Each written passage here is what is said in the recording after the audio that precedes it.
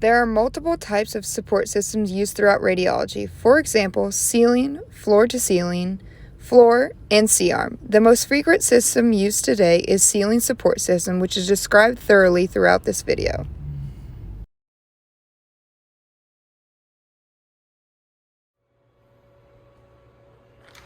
Today, in our demonstration, we have a GE product. It's one of their X-ray tubes. It's not the newest tube, but it's very user-friendly. Now, this machine, it comes in the ceiling mount. It comes with a telescoping tower. That means it can go up and down, or you can control your SID. And what that stands for is a source to image receptor distance. Now, it is mounted to the ceiling with two, what we call perpendicular tracks. What that means, one track controls your longitudinal moves and the other one controls your lateral moves. So as I was just saying about the movement, there are two ways to control. So you can control your lateral movement just by pressing and holding this button. So this allows you only lateral movement, which goes back and forth. And you can see what happens if you look at the light. I'm not sure if you can see that with all the lights being so bright in the room. This is what you could call lateral control. Now, if you want to control a longitudinal move, that meaning from left to right, in our case, how we're projecting our camera here, it goes from left, or you can go to right. Now, this button right here, what we call a detent mode. Now, if you want to detent, or you actually want to, in other words, you want to secure it down to your imaging receptor, you would go lateral and detent at the same time. As you can see, I went too fast, so I actually went past it. Boom. Now it's locked. That means you're detented to the center of the grid. So depending on the type of exam you may receive, you're going to have to select the type of receptor being used. If you are performing tabletop work with cassette base, you would select this receptor button. If you are performing an exam that involves the cassette to be inside the bucky,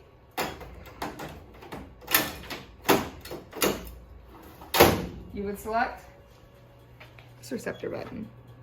If any work is going to be done on the wall bucky, you would select the wall bucky. This receptor button is not commonly used throughout X-ray. It is more on the tomography receptor side. Now, we do have more buttons to cover. Now, one of the most important, probably most used control is a floating control. So when you press and hold this button, as you're holding onto the whole tube, it allows you to actually move in infinite directional movement. So you can actually go down and lateral at the same time. Now these controls on the right, as we just talked about floating control, this button pretty much does the same thing. As you can see, it's got the same symbol. So this is called O-lock release. So pretty much it does have same controls as the floating button.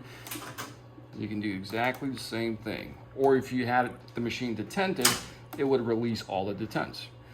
Now this button allows a vertical control, and now vertical control only. So you don't have to lose or detent.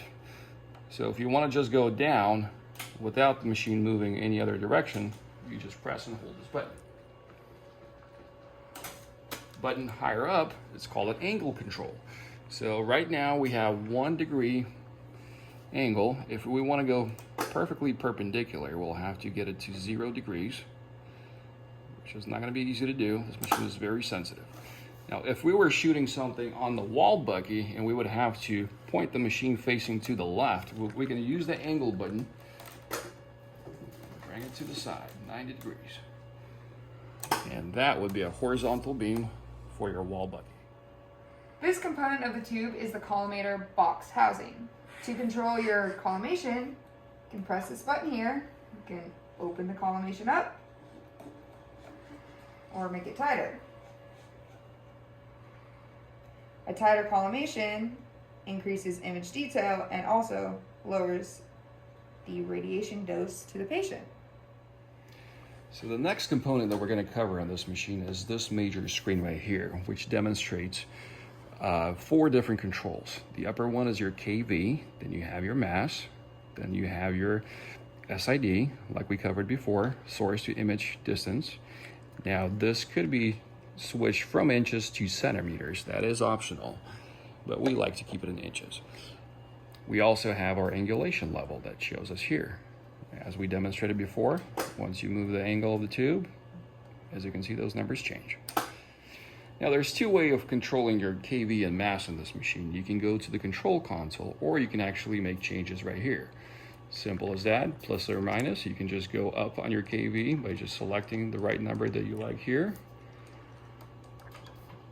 Same thing applies to the mass. You can go up, or you can go down. Like I said, the controls are very easy to use. Even a kid can use them.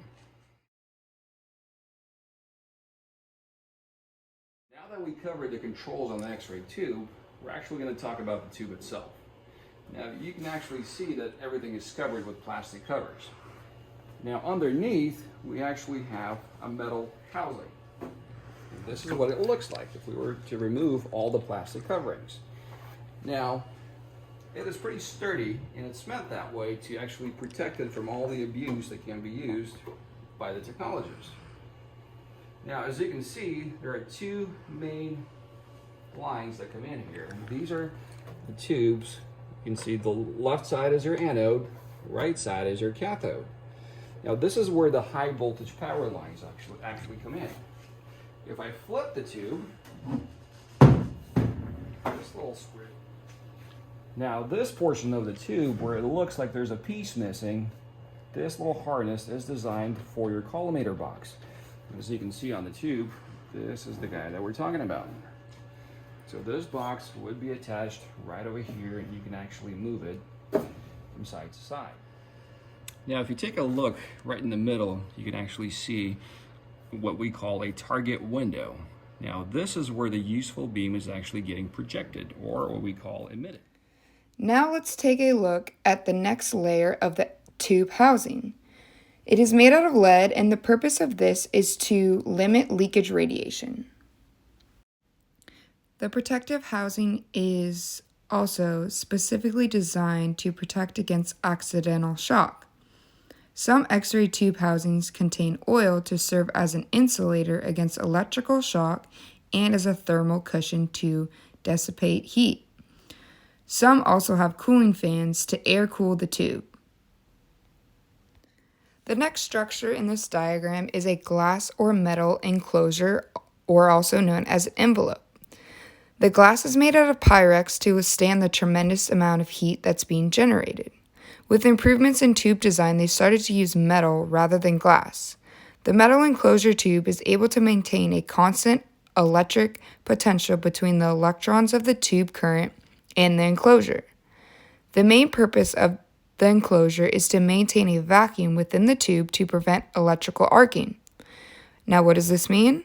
This means for a longer tube life and less likely to fail. Also, more efficient X-ray production. And that concludes our presentation on external components of X-ray tube. Now, we are not going to go into depth of the internal components and how everything works. That is a totally different story.